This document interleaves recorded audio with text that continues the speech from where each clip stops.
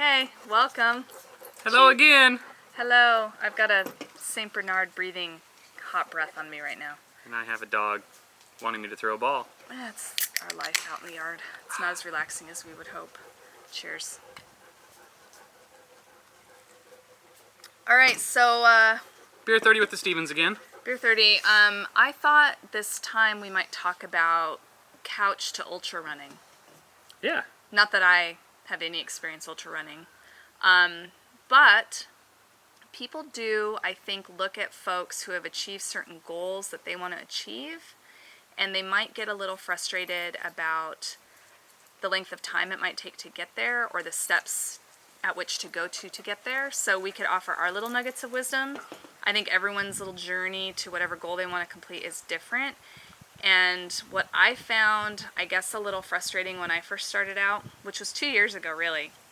Like, if we think back, I guess all of this started like 2 years ago, right? Yeah. I found like a gym Yep. that I liked. It was called Fit Body Boot Camp. They're still around if you want to look them up. It's like 30-minute HIIT exercise, so which is high intensity interval training. It was super doable for me because it's 30 minutes. It's like, how can you not find 30 minutes in your day to exercise, right? So it gave me the foundation. And before that even, it was when I started Plexus Supplements, which was all about gut health. We can talk about that a whole different Beer 30. Yeah. But that gave me the energy and, I guess, oomph to go do something. So then I went and did it. Yep. And then a year ago this month was about, so I had been at the gym almost a year, and the coaches at that gym I used to go to were Spartan runners, and it was a goal of mine to run a Spartan race. So they encouraged me, and then October last year I did it. Yeah. Very first. Yeah. And then Cody, and then after I did that one, then I wanted to get the other 2 races in to get my trifecta, which we talked about on the last Beer 30. Yeah. And then Cody saw that, and he saw my excitement for it, and then that got hit, that kind of sparked something in him where he wanted to start running Spartans and doing all this stuff.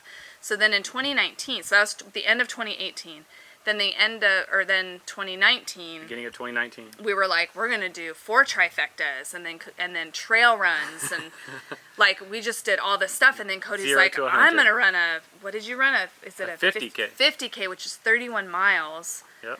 And now, this month, a year later, he's going to do an Ultra Spartan, which is a beast race twice, right? 31 miles, 65 plus obstacles.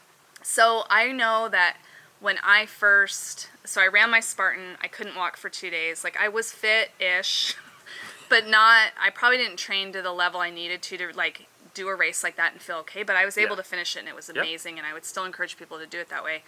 But then before that, I remember I was sweating it because I was trying to look up, like, how do you even train to do a 5K or a 10K? I think it was my 10K, which was after Spartan, that Jarrett and Sarah were saying, hey, you should run a 10K. And I was like, I don't know, man. That's just straight running. That's like a long distance. I'm not sure I can do that. And then I looked up on my Garmin watch. They had, like, a training thing. A regimen. Yeah, a regimen to follow. And so I was like, okay, I'll do that. Because if someone tells me what to do, I'll do it. But it said like 2 months or something to train.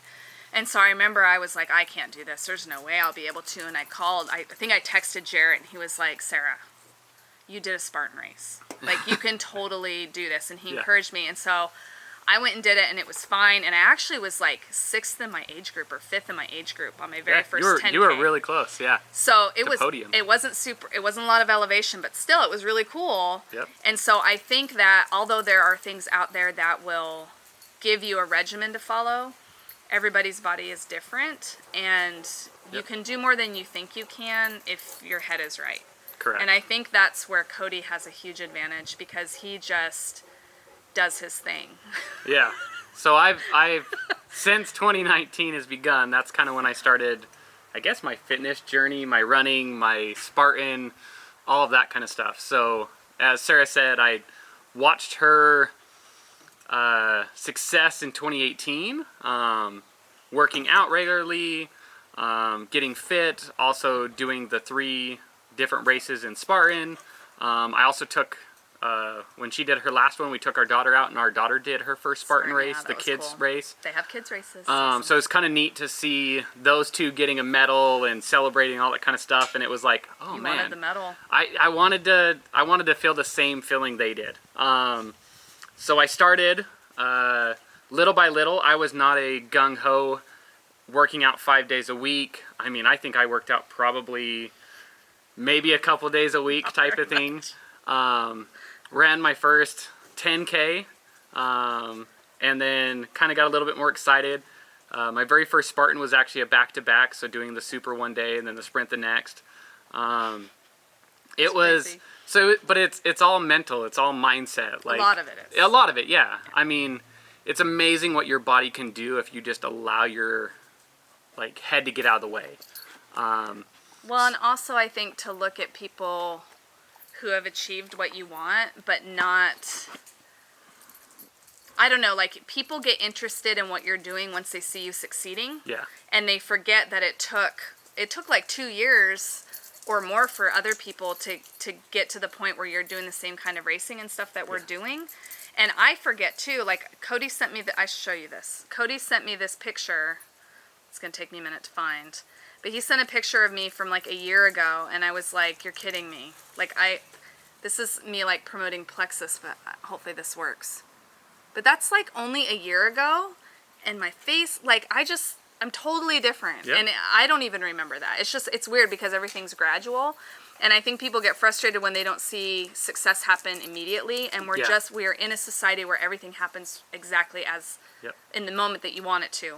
Instant. And with a fitness journey, I think it's the little goals, and it's achieving the small milestones that build and build and build, and all of a sudden you're doing these crazy things that you didn't even know. I think it's just having an open mind to listen to other people that say, hey, I think you could do this. Yeah, totally. And for you to go, okay, I'm in. Yep. Right? Instead of all of the head trash that you have that says you can't, so that you stay comfortable. I think you have to listen and surround yourself with the people who are going to encourage you, because when you achieve things you didn't think you could, it opens up your mind to possibilities you didn't even think were possible. And the physical and mental game of a race like this is a metaphor for life. Yeah. Like when I'm out on a course that's really hard, like I'm thinking of all of the struggle in life that you overcome and you get through. And you know that if I can climb an 8-foot wall on my own after 10 miles of grueling terrain, and then I went through cold water and like all this stuff. If I can handle that, I can handle, the idiot at work who, says something that hurt my feelings. Yeah. You know what I mean? Totally. Like it puts life in perspective in a way. It's hard to explain unless you're out there and doing it, but I guess the point is that there's no one prescription for everybody. I'm a pharmacist, so prescriptions make sense. But there's no one formula that works for all people. But the bottom line is getting your head right, surrounding yourself with encouraging, positive people. awesome people, and being open to possibility, and really just sign up for something. For me, races are my goal. Like that's the purpose of fitness for me. It's not, I mean, you want to look great and feel great, but like it's to achieve to be better at the next race. Yeah. That's why, and so I have a purpose to exercise versus just doing it to do it. Yeah. So that helps me, and it probably would help others. So sign up for a 5K. Yeah. Even if it's a walk, just do it. Sign up for a 10K. Yeah. Sign up for Spartan, like whatever, Tough Mudder. Yeah. It's interesting because it's always that extent of your coaches or whoever you're working out with. They might tell you, hey, you could probably lift a little heavier. Hey, you can go do that race. You can go do this. And they see something in you that you don't necessarily see in yourself. So kind of have, I guess, trust in the system and trust in them that they're not going to steer you the wrong way. No. Because it's been plenty of times that I am lifting something at the gym and the trainer looks at me and goes, I think you can go heavier. And No, it's like, not I think. It's Cody. like, go, Cody, go heavier. Cody. And then it's like you go and lift up those next kettlebells or whatever it is, and you're walking across it, and you're like, oh, man, this is not as bad as I thought it was going to be. And then you start to think, and it's that immediate thought in your head of like, well, can I go up to the next weight after this? And it's like, That is never my immediate thought, Yeah. just FYI. so it's interesting, but Maybe yours, not and mine. I think with my personal running, it's been a lot of that with like, well, I ran this 50K, the first one, and then I knew I had another one. There was a possibility of another one, and I'm like, well, if I ran this one, could I go do another one? And now that I've done the two 50Ks, and one was really tough, like one was extremely tough. This is my immediate thought was, well, what else can I do?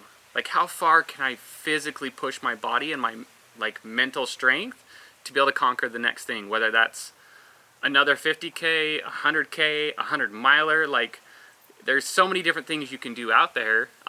Just like the end of this month, running my first ultra Spartan. It's something. This is definitely something you need to train for. I mean, but also at the same time, you're training your mind as you kind of go through the process. So. But you are different in that you have this internal Yeah. motivating mind that I know I can do this. Like I Yeah. don't have that. I need external sources Yeah. to tell me, Tell you to keep pushing. like keep going. Sarah, I need people to basically go, Sarah, you're amazing. You should do this. You could totally do this. Yeah. And then I will. But I will tell you, every Spartan race, I hit obstacles that mentally screw me every single time. Like I have nemesis obstacles that Yep. I know I physically can do, but mentally I have a really, really hard time, and sometimes I don't hit them. So that, for me, that's really important because eventually I'll get them, and that it's up here that will get fixed versus the physical stuff. So anyway, he's a unique unicorn in that he can just push himself. I don't know. I think most people need others to push them and drive them.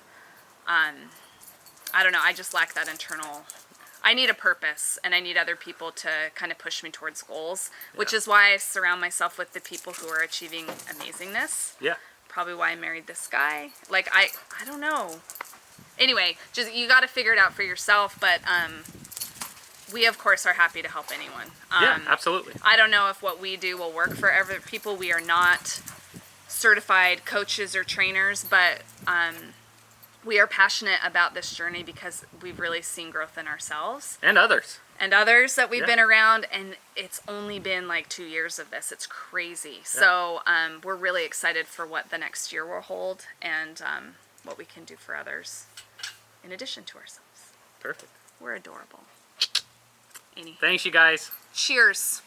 Take care.